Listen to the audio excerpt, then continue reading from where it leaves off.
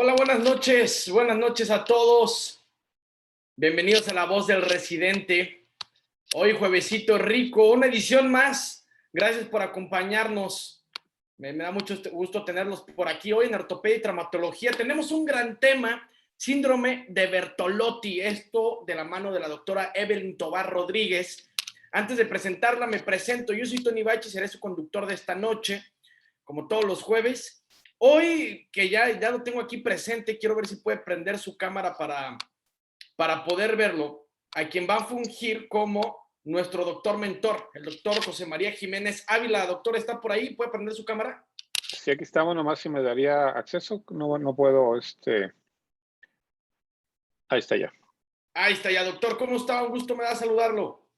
Hola, ¿qué tal? Qué gusto saludarte a ti y saludar a todas las personas que nos están viendo. Un gran honor estar aquí platicando sobre ese tema interesante de la columna. Es correcto. Bueno, para quien no conozca al doctor José María Jiménez Ávila, le doy un poquito de lo que ha hecho y de lo que hace actualmente. Él es ortopedista y cirujano de columna, se desenvuelve actualmente en el Centro Médico Nacional de Occidente, también es director del Departamento de Servicio Social en el Tecnológico en Monterrey, Campus Guadalajara, allá en la Perla Tapatía. Es miembro de la Academia Mexicana de Cirugía, tiene una maestría en Ciencias de la Salud Pública, un fellow de cirugía de columna en Regensburg, Alemania, doctorado en Ciencias de la Salud Pública con orientación en epidemiología, especialidad en ortopedia, subespecialidad en cirugía de columna. Además, es actual editor en jefe de la revista Ortho Tips, órgano de difusión científica de la FEMECOT. ¿Es correcto todo eso, doctor José María? ¿Algo más que gusta añadir? No, nada más. Creo yo que me da más gusto estar aquí con todos ustedes y más platicando con estos chicos que son el futuro de la ortopedia. Es correcto, es correcto. Aquí mucha gente que se empieza a interesar en esto, a unos ya son residentes, otros van empezando incluso la carrera. Entonces me da gusto que se levante interés. Hoy tenemos como mentor una gran persona, ya mencioné su currículum. Ya nomás ahorita esperar a que se conecte, creo que ya la encontré, Evelyn. La vamos a presentar como panelista, quien nos dará hoy el tema de síndrome de Bertolotti, la doctora Evelyn Tovar Rodríguez. Ella es R2 de Ortopedia y Traumatología, egresada de la del Instituto Tecnológico de Estudios Superiores de Monterrey, y actualmente se desenvuelve en el Hospital de Traumatología y Ortopedia en el IMSS en Puebla.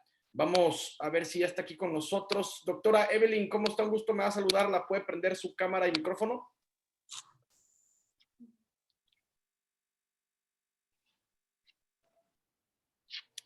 Hola, hola. Hola, buenas noches. Buenas noches, doctora, ¿cómo está? Muy bien, muchísimas gracias. Estoy intentando prender la cámara. Ok, no se preocupe, igual voy dando la presentación. Ya la gente está aquí con nosotros. Le mando un saludo a Araceli Álvarez Morales, César Calderón, Fernanda Coronado. Está también Jesús Tobar, Paulo Hernández, Rafael Castro, Jareni Tobar Rodríguez, Rocío Hernández, que están aquí con nosotros ya pendientes. Un saludo a todos ustedes. Igual coméntenos desde dónde nos ven, desde dónde nos saludan. Les voy a explicar cómo está la dinámica. La doctora Evelyn Tovar tendrá 30 minutos para exponer su tema. Al terminar, el doctor José María Jiménez va a fungir como mentor. ¿Qué es esto? Cuestionar lo expuesto por Evelyn, complementar, y finalmente pasaremos con el mejor público que existe, que son ustedes, los que nos están viendo, los residentes, ustedes como Araceli, César, Eliseo Moreno, que ya están aquí con nosotros. Todos ellos, es importante que se involucren con comentarios, saludos y preguntas para hacer esto más enriquecedor todavía. Entonces, sin más preámbulo, doctora Evelyn, ya la podemos ver. Un gusto más saludarla. ¿Cómo está? Muy bien, muchísimas gracias. Espero ustedes también estén muy bien. Pues voy a iniciar, voy a compartir Correcto, adelante. la pantalla.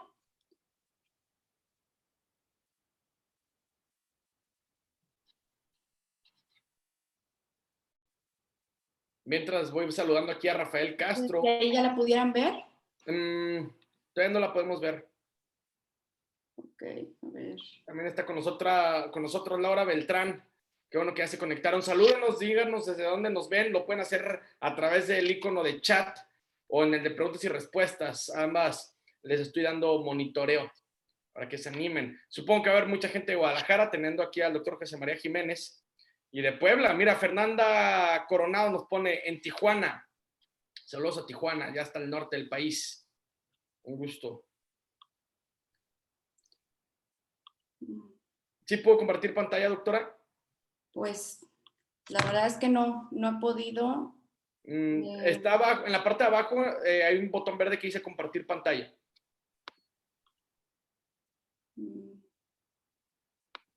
Si no, a ver.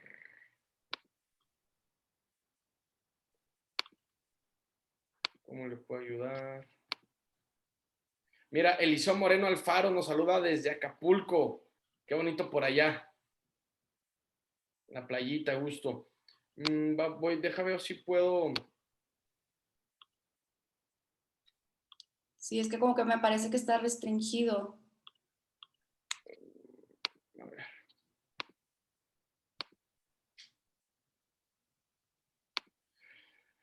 En los tres puntitos arriba no le aparece, donde está su cuadro, no le aparece ahí compartir pantalla, o en la parte de abajo, literal, un botón verde que dice compartir pantalla. Sí me aparece ese video, pero a la hora que lo pongo, selecciono y me sale que está restringido. A ver. No sé si esté con nosotros Carol, que nos puede ayudar, Carol Cruz. Porque ya está incluso como coanfitrión usted, entonces. A ver.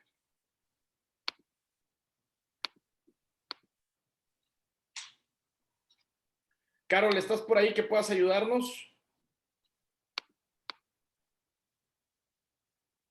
Aquí está Carol. No sé si gustes mandarle la presentación a Carol para que ella la vaya moviendo por ti. Ok, claro. Carol, ¿nos puedes pasar tu correo? Ahí escrito, porfa. Mientras tanto, también a Laura Beltrán, saludos desde La Paz, Baja California. Perdón, se lo mando por WhatsApp. Doctora, deme un minutito, por favor. Gracias. Gracias, doctora. Sí, doctora Carol. Y aquí nos van a auxiliar para poder presentar la presentación de la doctora Evelyn, poderla poner en sus pantallas, que la puedan ver y que ella tranquilamente nos pueda exponer su tema. A ver, los demás, ¿desde dónde nos saludan? Ya tenemos gente de Acapulco, de Tijuana, de Baja California Sur. ¿Desde dónde más? No has hecho presente a nadie de Guadalajara, ¿eh? Yo pensé que iba a haber muchos. ¿Cómo está el clima por allá, doctor José María? Pues está ahorita agradable. Estamos de repente en la onda fría hasta que se dio hace dos días, pero bueno, Guadalajara suele caracterizarse por tener un clima muy templado, 25 grados, Muy y en la rico, noche ¿no? como que, sí, como que empieza a hacer un poquito más de frío, ¿verdad? Pero bien, a gusto aquí en Guadalajara. Refrescando, qué bueno. Me da gusto. Exacto. Aquí Me da precisamente gusto. estamos acá desde en un 10º piso, precisamente aquí transmitiendo desde el Centro Médico Nacional de Occidente. Entonces, pues sí, se alcanza a escuchar un poquito el airecito fresco, ¿verdad?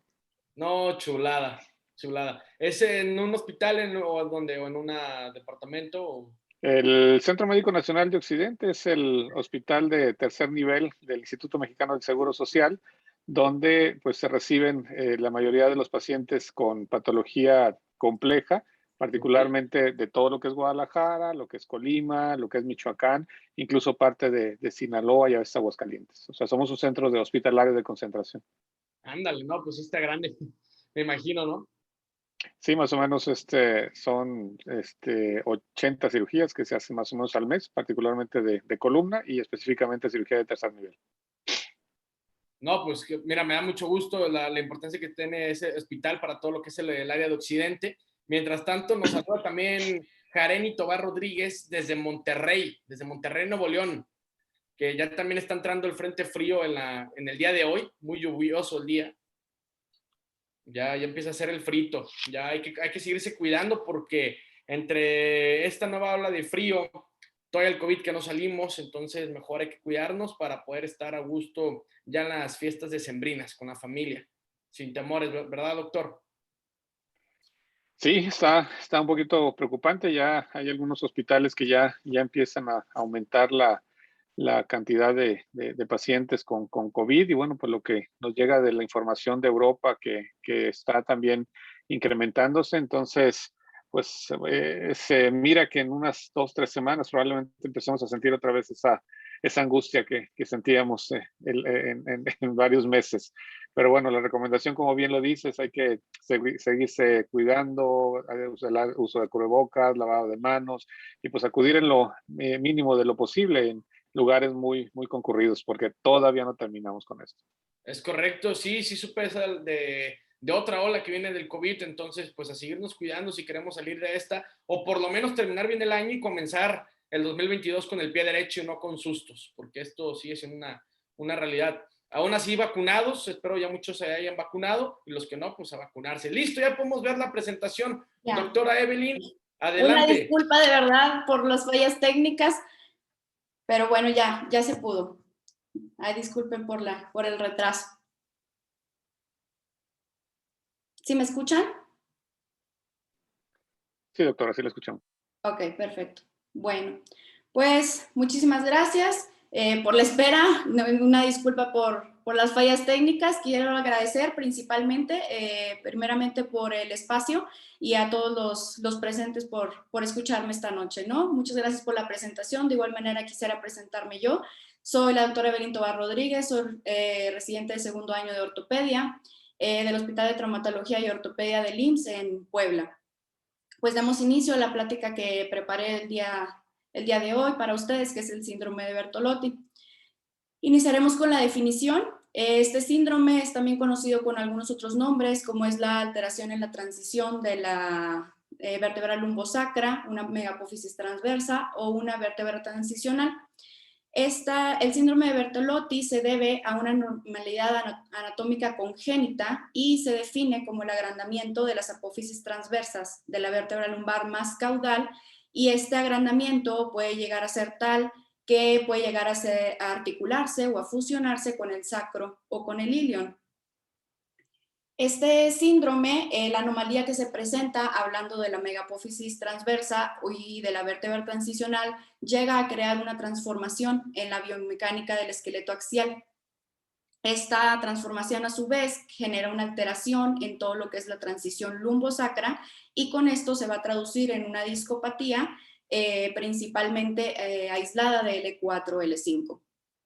En las imágenes que muestro, la radiografía, se puede observar en la última vértebra lumbar cómo se ve un agrandamiento en esta parte de las apófisis transversas que llegan a tener contacto con el sacro. Bueno, el síndrome de Bertolotti es una causa común, es importante porque es una causa común de lumbalgia en pacientes jóvenes. Sin embargo, esta lumbalgia se debe a una afectación que puede ser aislada o en conjunto de una afectación de varias estructuras. Puede ser tanto la afectación de la neoarticulación lumbosacra, una artrosis facetaria, una lumbocetalgia, un dolor discogénico o un dolor sacroiliaco. El síndrome fue inicialmente descrito por Mario Bertolotti en 1917. Se definió como un cuadro clínico de dolor lumbosacro de tipo mecánico, y este dolor se daba por una pseudoarticulación entre una megapófisis transversa de una vértebra transicional con el sacro o el ilion. Para hablar un poco de generalidades y epidemiología de esta enfermedad, pues tenemos que tiene un rango de prevalencia un poquito amplio, desde un 7 a un 20% que se presenta en la población general, y este rango tan amplio probablemente puede ser porque hay muchos pacientes que tienen este síndrome, sin embargo nunca en su vida llegan a presentar algún tipo de síntoma, o incluso hay unos pacientes que llegan a diagnosticarse solamente por un hallazgo radiológico. Este síndrome es más prevalente en hombres que en mujeres, y sin embargo, fuera o un poquito aparte del síndrome, se llega a tener una prevalencia del 4 al 8% en la población general, solamente de la megapófisis transversa, no tanto del síndrome. Esta anomalía puede presentarse uni o bilateral, y a pesar de que no todos los pacientes, como les había mencionado previamente, van a tener una clínica, pues como mencioné, principalmente del dolor lumbar, en el momento en el que se presenta, por lo regular es después de la segunda década de la vida, que viene siendo por lo regular entre los 30 y los 40 años de edad. En cuanto a las anomalías transicionales o las vértebras transicionales que se presentan, igual, al igual que puede haber una megapófisis transversa aislada, también puede haber las vértebras transicionales aisladas, que estas se presentan entre un 3 a un 25% en la población general.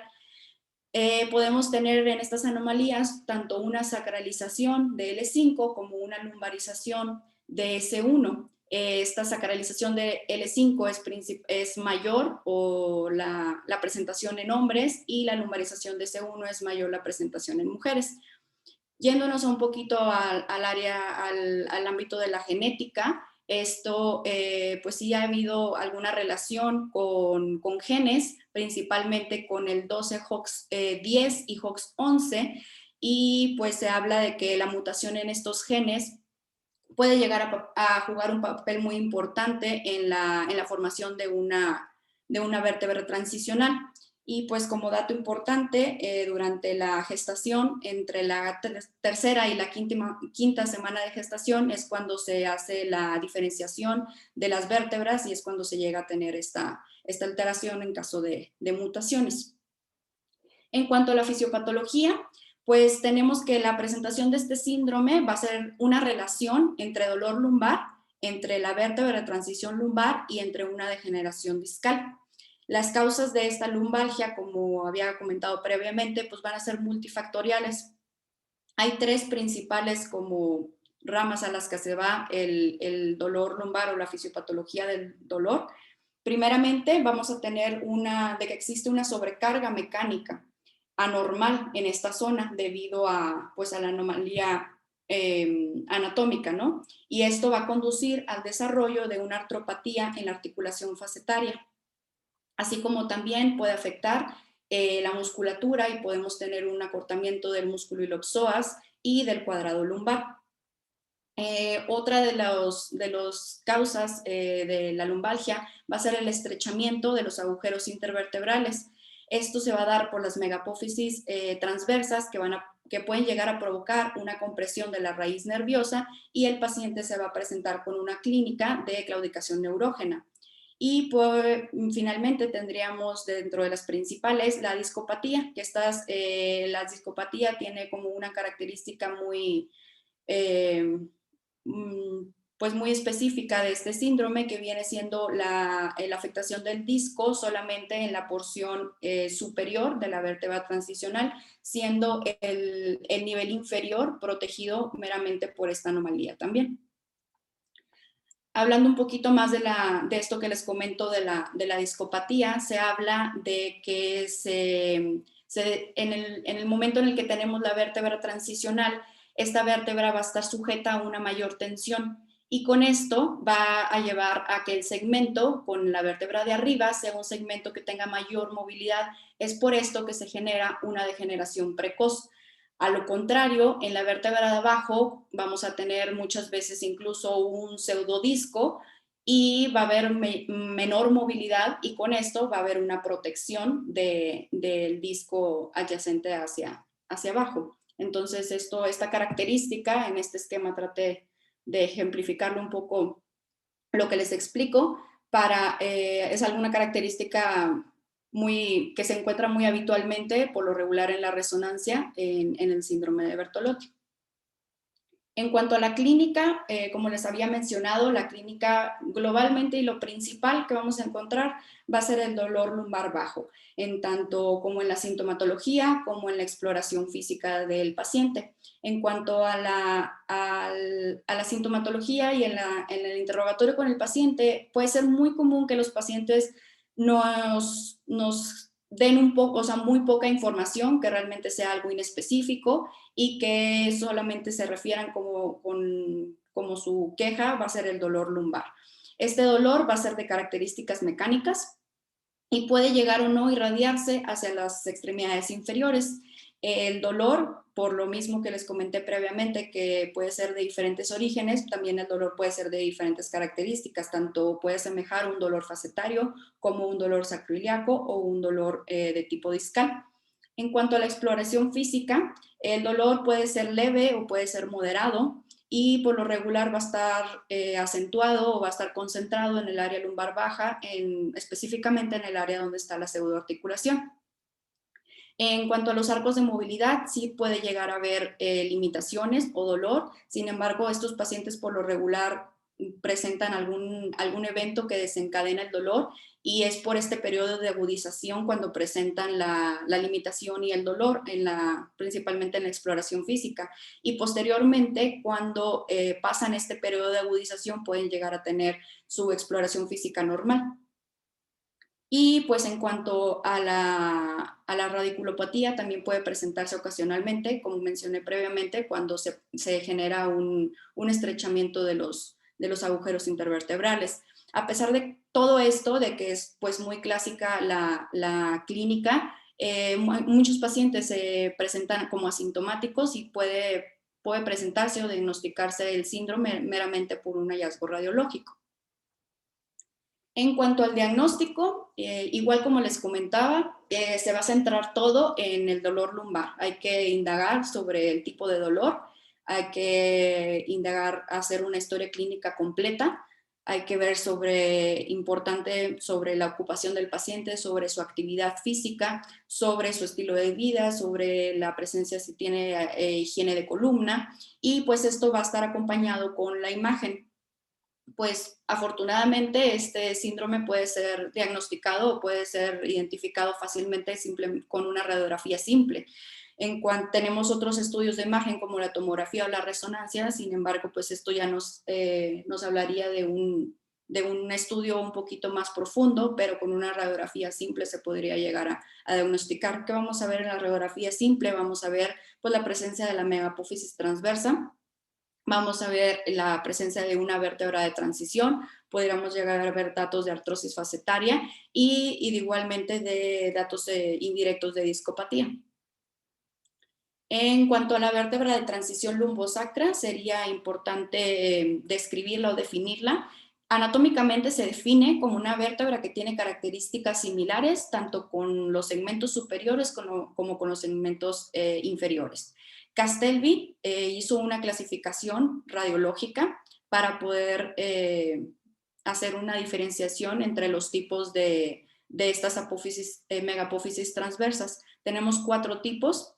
En el tipo 1 tenemos unas apófisis transversas displásicas que de al menos van a tener 19 milímetros. En el tipo 2 ya va a haber características de una lumbarización o una sacralización, igual acompañado del aumento de la apófisis transversa, y esto ya va a presentar datos de diartrosis con el sacro.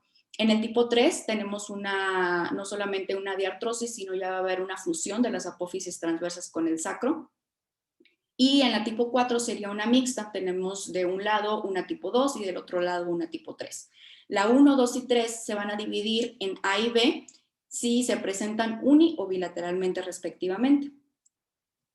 En cuanto al seguimiento para el diagnóstico en los estudios de imagen, la tomografía computarizada, como les mencionaba, va a ser un estudio de imagen que va a ser adicional para un estudio del paciente un poquito más profundo, y este nos va a detallar principalmente la presencia de la pseudoarticulación, las características de esta pseudoarticulación, y así como también la presencia de artrosis facetaria. A pesar de que se puede ver datos en la radiografía, pues algo ya más certero sería la tomografía. Cualquier otra anormalidad ósea también va a ser visible en la tomografía computarizada. Y pues finalmente, para los estudios de imagen, tenemos la resonancia magnética.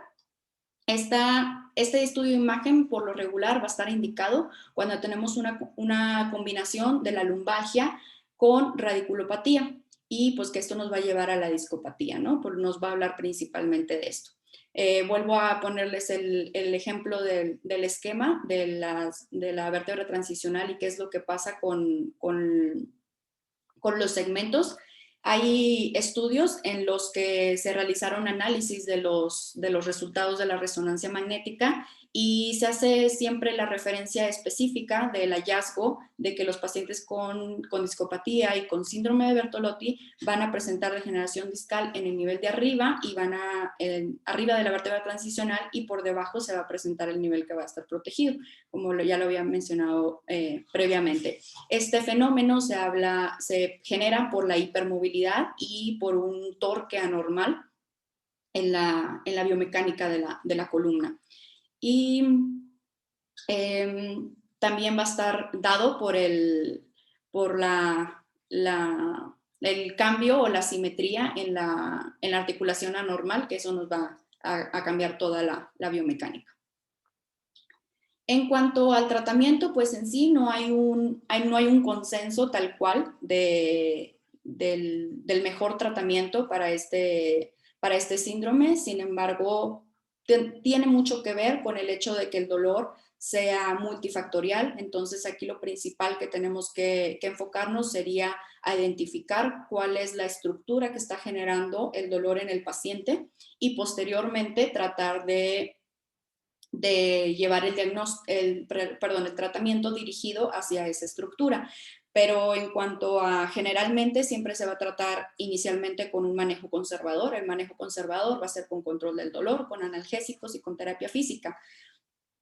En cuanto al manejo que tenemos normalmente para la lumbalgia mecánica, si le agregamos la variante anatómica en este síndrome, pues los resultados van a ser variables, no van a ser tan fidedignos como los tenemos en una lumbalgia mecánica simple. Y hablando específicamente de la terapia física, esto es muy importante en la parte del tratamiento del paciente, principalmente porque va a haber fortalecimiento. Lo que más nos va a ayudar va a ser el fortalecimiento de los músculos del tronco, y esto nos va a generar una estabilización en la región lumbopélvica. Se habla de que hay estudios que los pilates pueden ser la mejor terapia física para este síndrome, y pues generalmente estaríamos hablando de cualquier actividad física que sea de bajo impacto. Eso es lo que más le va a ayudar al paciente. Y pues a pesar de que por lo regular se trata de que el manejo sea conservador, también tenemos algunos tratamientos intervencionistas, como tenemos la infiltración de la neoarticulación, puede haber una infiltración facetaria, podemos tener una ablación sensitiva por radiofrecuencia, y podemos tener incluso cirugías de resección de la megapófisis transversa. Puede haber una presencia de una neoarticulación entre la apófisis transversa y el ilion, y esto puede ser un sitio adicional en el que el paciente va a tener dolor. En este tipo de pacientes, en el momento en el que se inyectan esteroides y el paciente mejora, esto nos va a hablar de que pues son tratamientos que son tanto diagnósticos como terapéuticos. Y debido a que esto pues, nos va a confirmar el síndrome. Las infiltraciones pueden llegar a durar hasta 2 años, sin embargo hay pacientes que presentan una mejoría parcial o incluso no presentan mejoría, o que la presentan por muchísimo menor tiempo. Ante un paciente que tengamos con una evolución refractaria al tratamiento, pues como les mencioné previamente, hay que hacer un estudio de imagen completo, identificar exactamente la estructura, que es lo que le está generando el dolor al paciente. Otra opción podríamos tener un bloqueo anestésico de la pseudoarticulación, y que esto igual sirve para tanto diagnóstico como terapéutico. Y pues como mencioné también previamente, siempre las infiltraciones en los pacientes, al menos con este síndrome, van a ser la respuesta muy variable. Otra opción que tenemos, que mínimamente invasiva, podría ser la denervación mediante radiofrecuencia de la pseudoarticulación. Y pues bueno, en general, como les mencionaba previamente, no existe un consenso, siempre se tiene que tratar de llevar el tratamiento escalonadamente, y siempre individualizarlo con nuestro paciente. Siempre es una característica de este síndrome que vamos a tener un paciente joven que presente un dolor lumbar crónico. Entonces siempre nos tiene que hablar de un signo de alarma, una bandera roja, para indagar más sobre el padecimiento de este paciente. Y pues el síndrome de Bertolotti siempre debería estar dentro de los diagnósticos diferenciales para el paciente joven con dolor lumbar. Antes de finalizar, quisiera presentar un caso clínico. Esto es un paciente que se presentó en mi institución y pues me pareció bueno presentarlo porque se presenta perfectamente en cómo se describe el síndrome, ¿no? Es un paciente masculino de 32 años de edad. Su motivo de consulta principal solamente era dolor lumbar de un mes de evolución. En cuanto a antecedentes heredofamiliares, estaban todos negados, personales patológicos también negados, personales no patológicos como relevantes, teníamos que había sido un deportista de alto rendimiento hasta los 25 años, tenía obesidad de tipo 1 y actualmente practicaba CrossFit. En cuanto a su padecimiento actual, solamente refiere su lumbalgia de un mes de evolución. Este dolor inició posterior a su entrenamiento al levantar peso, alto peso, y su dolor lo describía como sin irradiaciones, se exacerbaba la flexión y a la sedestación prolongada. En cuanto a la exploración física, no encontramos ninguna alteración en la marcha.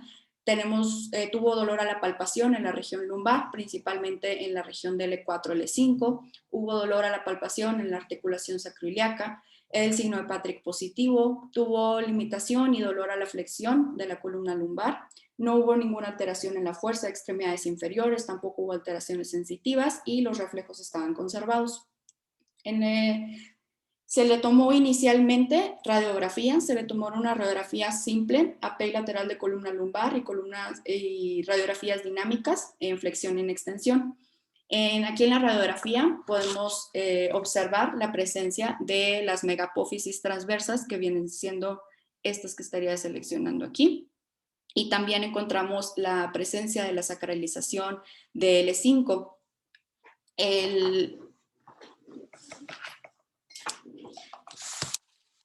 Una disculpa. El paciente, en el momento en el que se tomaron las radiografías, pues solamente fue lo único que se necesitó para identificar esto. En la radiografía lateral se encontraron como hallazgos unos estrechamientos de los agujeros intervertebrales en el nivel L4, L5. Encontramos también datos de esclerosis de las plataformas vertebrales, igual en el mismo nivel, L4, L5. Encontramos datos de artrosis facetaria y en el nivel de L5, S1 encontramos un pseudodisco intervertebral. Las radiografías dinámicas en flexión-extensión nos descartaron alguna inestabilidad, alguna anterolistesis. Y pues bueno, el tratamiento para el paciente fue meramente conservador, se manejó con analgésicos y con relajantes musculares, tuvo reposo relativo con disminución de la actividad física, medidas de higiene de columna, cambios en su estilo de vida y el control de peso. Al paciente el manejo médico fue solamente por 15 días y evolucionó favorablemente, con disminución del dolor y con mejoría en cuanto a toda la demás sintomatología que reportaba. Y pues bueno, para concluir, pues el dolor lumbar es una de las causas más comunes de consulta en la especialidad de ortopedia, incluso de la consulta de médico general. Se habla de que un paciente de adulto, en un 80% van a ir en algún punto con un especialista para tratar de tratarse su dolor lumbar. Y bueno, también tenemos como otro dato que los pacientes que son intervenidos por una hernia discal, casi el 30% se encuentran con alteraciones de una presencia de una vértebra de transición lumbosacra. Existen, a pesar de que se había descrito previamente como que el síndrome de Bertolotti se presentaba en muchos pacientes que eran asintomáticos, existen nuevos estudios y nueva literatura que habla de que realmente hay un menor número de pacientes que son asintomáticos, sino que más que nada el síndrome no se esté diagnosticando, no que los pacientes no estén con sintomatología. Como les mencioné antes, también el dolor lumbar en pacientes jóvenes siempre debe ser un signo de alarma que nos debe orillar y nos debe llevar a hacer un diagnóstico certero. Y el síndrome de Bertolotti debe formar parte, sin duda, de los diagnósticos diferenciales de un dolor lumbar en pacientes jóvenes. Y como mencioné también, el manejo siempre individualizado, escalonado, esto debido a pues al no consenso en cuanto al tratamiento, siempre debemos de iniciar de la forma más conservadora y tratar de identificar específicamente cuál es la estructura que le está generando el dolor lumbar al paciente para poderlo tratar de la manera más adecuada. Y pues sería todo. Muchísimas gracias. Muchas gracias, doctora Evelyn. Excelente exposición. Le voy a pedir ahora que si puede dejar de compartir pantalla. Ya no me acuerdo si era Carol Cruz la que la estaba... Ahí está, perfecto. Gracias, muchas felicidades. Vamos a pasar con el doctor José María. Y recuerden, posterior a los comentarios del doctor José María, vamos a pasar con el público para que vayan haciendo sus preguntas desde ahorita. ¿Va? Doctor José María, le doy micrófono. Bien, muchas gracias. Doctora, primero, muchas felicidades por la presentación. Regularmente este tipo de patologías, más que por el nombre propio, las identificamos por sus características anatómicas. Y bueno, el hecho de que usted haya tomado en consideración el darle o el compartirnos cómo se llama esta patología con este hallazgo, pues definitivamente nos pone en otro orden de ideas, porque pues cada una de ellas tiene características diferentes. Algo que quería preguntarle, doctora, en relación a la evolución de estos pacientes, casi la mayoría de ellos suelen ser diagnósticos que se hacen por un hallazgo radiográfico en el que se toma una radiografía porque el paciente trae lumbalgia, pero quisiera preguntarle si encontró algo dentro de la literatura en relación a las afectaciones que tiene con la radiometría, ¿sí? O sea, ¿qué datos radiométricos a nivel de las mediciones espinopélvicas pudieran ser de interés como para tratar de fortalecer el manejo? Dicho en otras palabras, por ejemplo, en las imágenes que usted nos mostraba del paciente, en las que de una manera muy puntual nos hablaba de las características, pues de la megapófisis, incluso la categorización que hacía de la clasificación de Castelvi, pero se observa, por ejemplo, ahí una verticalización de lo que es el sacro o el promontorio del sacro.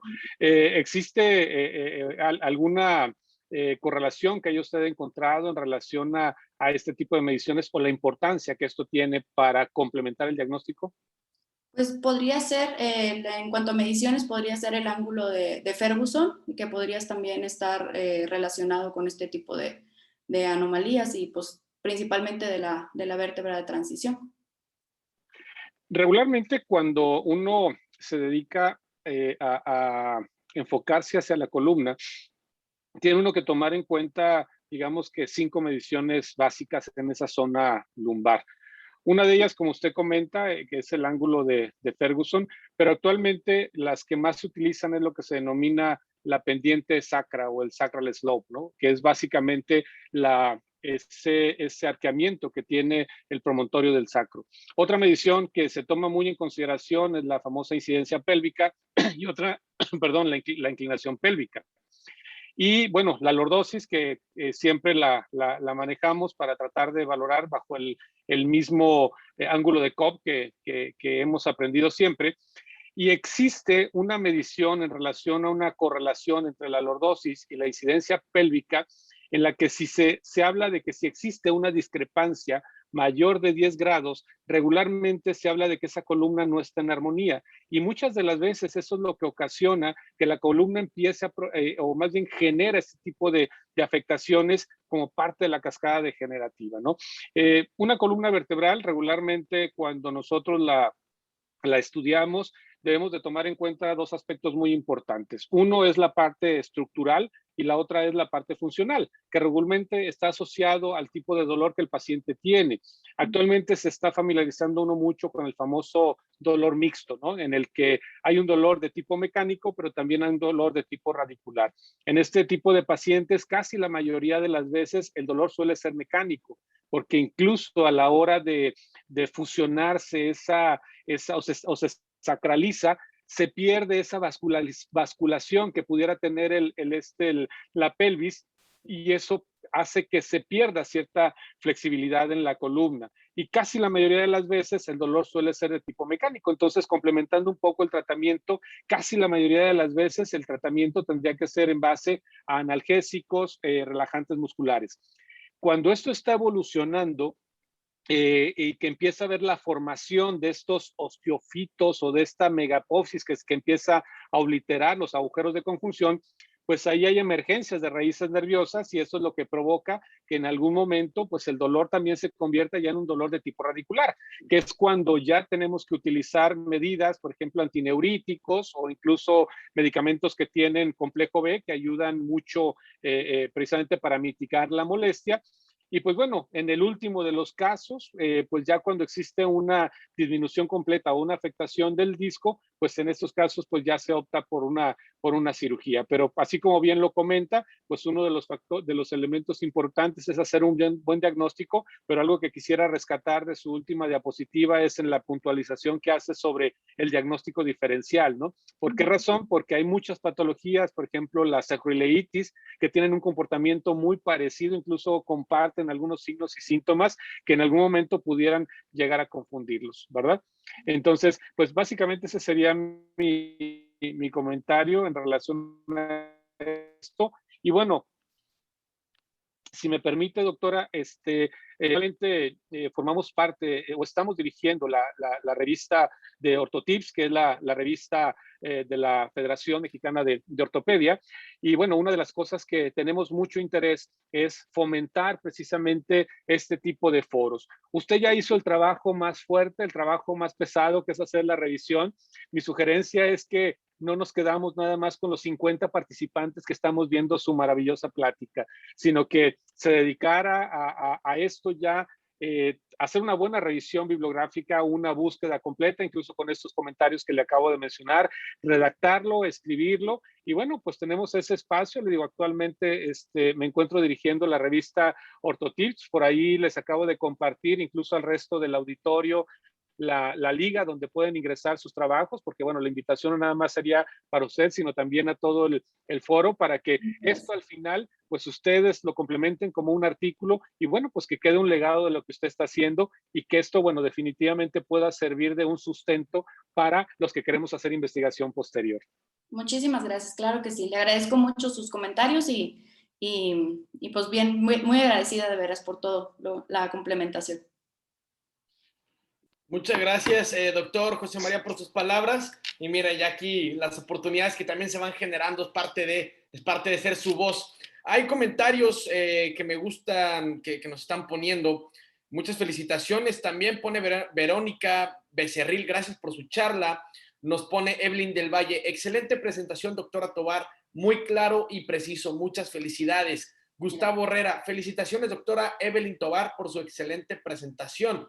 Nos pone Rosa de León Ríos. Muy buena plática, doctora. Gracias por compartir el conocimiento. Muy importante tomar en cuenta los parámetros espinopélvicos en pacientes con dolor lumbar, sobrepeso y obesidad. Eso complementa. José María nos comparte el link. Maricruz Hernández Alcántara nos pone felicidades, doctora. Gracias por su enseñanza. Eso por los del chat. En el icono de preguntas y respuestas nos pone Miguel Ángel Ulloa Ramírez. Buenas noches desde Ciudad del Carmen, Campeche. Doctor Ulloa, muchas felicitaciones. Marlene Salcido nos pone, ¿a qué edad es usualmente diagnosticada? ¿Nos podría decir, doctora Belín? Sí, por lo regular, como les había mencionado, la sintomatología se inicia después de la segunda década de la vida, pero ya el diagnóstico por lo regular es entre los 30 y los 40 años de edad. Correcto. La doctora Alicia también nos pone una pregunta, ¿qué tan conveniente es realizar una cirugía de hernia de disco en una paciente de 86 años? Bueno, es la pregunta y después pone, muchas felicitaciones, excelente plática. Adelante, doctora Belén, con su respuesta.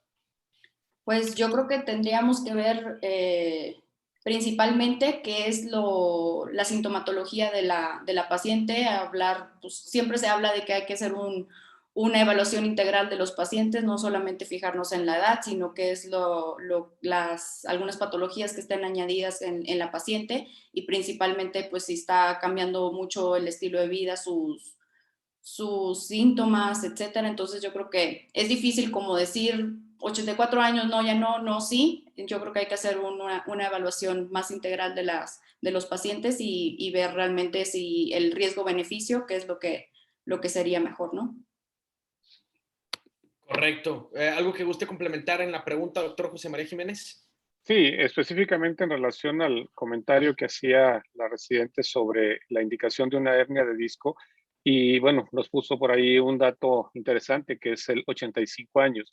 Casi la mayoría de las veces las presencias de patologías de etiología radicular asociadas a una hernia de disco están íntimamente asociadas a personas, digamos, entre la segunda, tercera o cuarta década de la vida.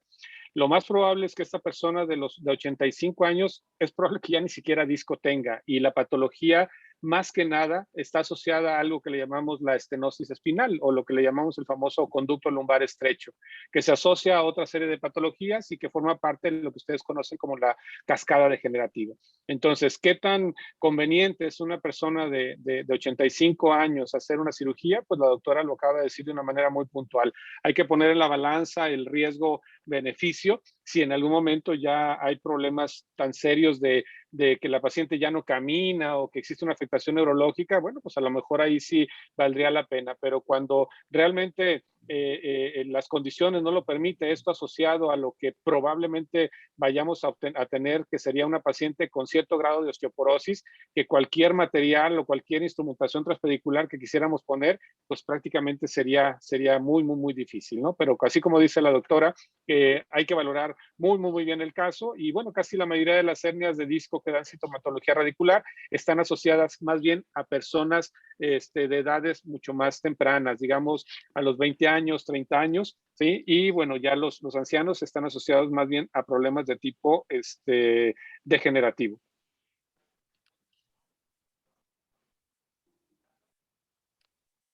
Correcto. Ya se me trabó nomás ahí el final, pero espero que el público lo haya podido escuchar de manera contundente. Vamos a pasar a las conclusiones, empezando por el doctor José María Jiménez, conclusiones generales, ya a modo de despedida, y terminaremos con la doctora estelar de la noche de hoy, la doctora Evelyn Tovar. Adelante, doctor Jiménez.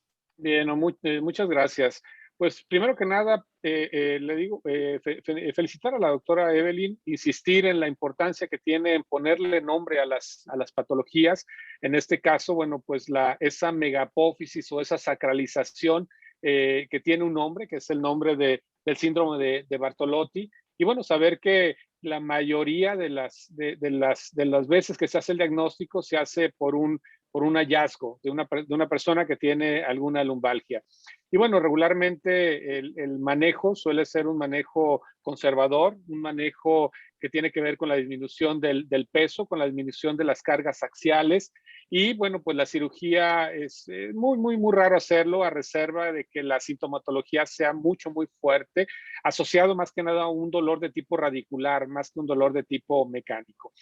Y bueno, la relevancia que esto tiene es ponerle el nombre, clasificarlas. Esto nos habla de ponerle el nombre y el apellido para poder establecer un pronóstico y definir una evolución en relación a este tipo de casos. Y nuevamente, felicidades, doctora Evelyn, y Muchas reiterarle la recomendación que le hacía, que no nos lo deje aquí nada más. Esperaría ver en la bandeja de la editorial su nombre y aparte el trabajo, pero ya con un contexto un poquito diferente para una publicación de una revisión que creo yo que puede ser de mucho interés para todos nosotros. Muchas gracias. Claro que sí, muchísimas gracias. Y pues como parte Muchas gracias, doctor, por sus conclusiones. No, sí, adelante. como parte de mi conclusión, yo creo que desde el punto de vista de los residentes, creo que es importante más que nada saber que no solamente el tener un paciente con una megapófisis transversa, porque tal vez en la consulta muchas veces nos llega un paciente, vemos la radiografía y podemos identificarlo perfectamente, pero también tener muy presente que no solamente es el hallazgo, sino también es la probabilidad de que se presente el síndrome y que este síndrome puede evolucionar y que se puede, pues digamos que si se identifica a tiempo, pudiéramos cambiarle muchísimo la calidad de vida o la evolución que vaya a tener el paciente. Como mencionaba antes, es muy importante que el paciente en el momento en el que se le da su diagnóstico, pues tome una actitud de precaución, por decir como el caso en el que les mencionaba, pues es un paciente que está toda la vida acostumbrado a hacer ejercicio de alto impacto y ahorita ya que está consciente de que tiene este síndrome, pues entonces tiene que empezar a hacer cambios en su estilo de vida y pues muy favorablemente se diagnosticó muy a tiempo en el que el tratamiento conservador todavía fue pues efectivo. Entonces creo que es muy importante el poder identificarlo y poder como instruir a los pacientes para que estos pacientes no nos lleguen cuando ya se tiene que hacer una cirugía o cuando ningún tratamiento tal vez nos va a ser efectivo. Correcto, correcto. Muchas gracias, doctora Evelyn Tovar, doctor José María Jiménez. Gracias por acompañarnos, gracias al público que se quedó con nosotros durante estos más de 40 minutos de programa. Gracias a los que están desde el inicio, los que se fueron sumando y se llegaron a perder algo del inicio, o los que están del inicio y se tuvieron que ir por cualquier circunstancia. Recordarles que todo esto se va a subir a YouTube, a Medical Legal Center. Se suscriben y todos los jueves encontrarán contenido de valor como el que nos acaba de exponer la doctora Evelyn Tovar, para que lo puedan compartir, para que puedan volver a recordar el programa y lo más importante, pues aumentar, hacer más grande esta comunidad de médicos residentes. Estamos. Muchísimas gracias. Yo soy Tony Bachi. Nos despedimos. Los veo el próximo jueves con los brazos abiertos y con un tema igual de interesante como el que nos acaba de exponer Evelyn Tovar. Que pasen excelente noche y ya se aproxima. Muy buenas noches. Muchísimas gracias. Gracias. Hasta luego. Buenas